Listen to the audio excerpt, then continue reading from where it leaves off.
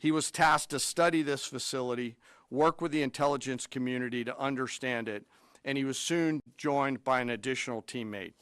For more than 15 years, this officer and his teammate lived and breathed this single target, Fordo, a critical element of Iran's covert nuclear weapons program.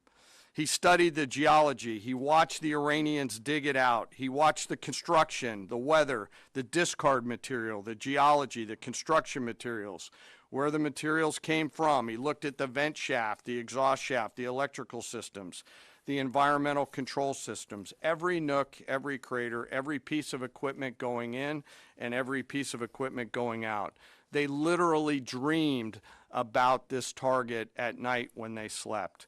They thought about it driving back and forth to work, and they knew from the very first days what this was for. You do not build a multi-layered underground bunker complex with centrifuges and other equipment in a mountain for any peaceful purpose. They weren't able to discuss this with their family, their wives, their kids, their friends, but they just kept grinding it out. And along the way, they realized we did not have a weapon that could adequately strike and kill this target. So they began a journey to work with industry and other tacticians to develop the GBU-57. They tested it over and over again, tried different options, tried more after that. They accomplished hundreds of test shots and dropped many full-scale weapons against extremely realistic targets for a single purpose: kill this target at the time and place of our nation's choosing. And then, on a day in June of 2025, more than 15 years after they started their life's work, the phone rang and the President of the United States ordered the B-2 force that you've supported to go strike and kill this target. Yesterday, I had the incredible honor and privilege of spending time with these two Defense Threat Reduction Agency officers who've given so much. One of them said, quote, "I can't even get my head around this. My heart is so filled with the pride of being a part of this team. I am so honored to be a part of this." To you both, thank you, and thank you to your families. Operation Midnight Hammer was the culmination of those 15 years of incredible work. The air crews, the tanker crews, the weapons crews that built the weapons, the load crews that loaded it.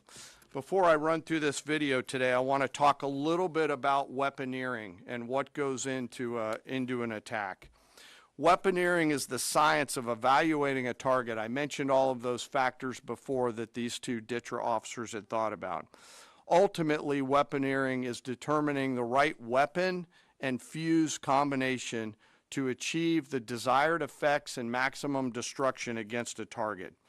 In the case of Fordo, the DTRA team understood with a high degree of confidence the elements of the target required to kill its functions, and the weapons were designed, planned, and delivered to ensure that they achieve the effects in the mission space.